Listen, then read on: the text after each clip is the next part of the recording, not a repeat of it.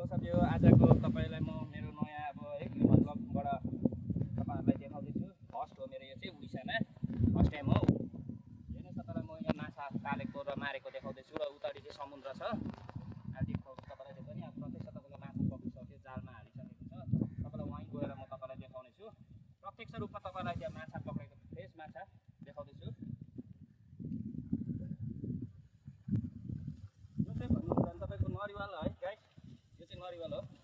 यो चाहिँ नरिवाल यहाँ हल्का लागेको छ तपाईको उडिसा हो। यो उडिसा तपाईको यो चाहिँ बालु गाउँ भन्छ है। यताडी चाहिँ समुद्र छ साथी हो। होला चाहिँ समुद्र हो यताडी चाहिँ है।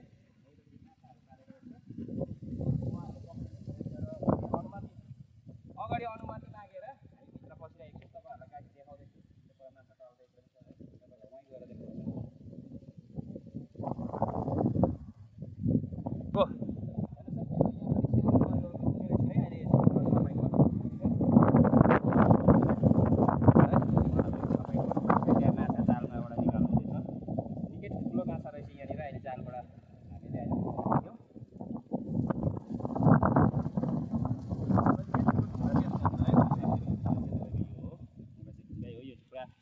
काठलाई किरा लागेको जस्तै हुन्छ। ठुलो ठुलो हेर्न सक्नुहुन्छ तपाईले।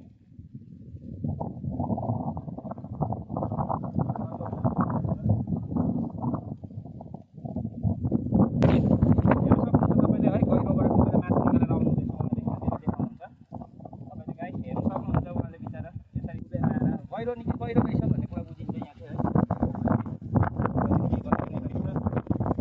उहाँलाई हामीले बुझाएर उहाँलाई चाहिँ अब यो माछा देखाइ मागेको उहाँले बेच्नुहुन्छ है। पेस्ट पनि गर्नेछौँ।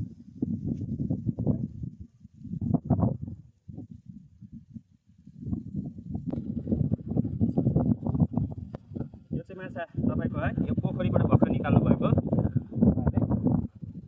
त्यहाँनिर सानो पनि रहेछ, हेर्न सक्नुहुन्छ। आउनुहोस्, त्यसलाई चाहिँ अब है के भनिन्छ याद छैन हामीहरूलाई है।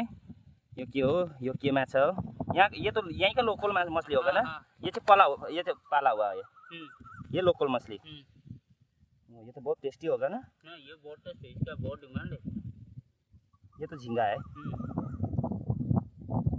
यो चाहिँ तपाईको हेर्नुहोस् पोखरीबाट निकालेको। यो चाहिँ यहाँको लोकल माछा अरे। यो जुन चिल्खाको ये वाला बहुत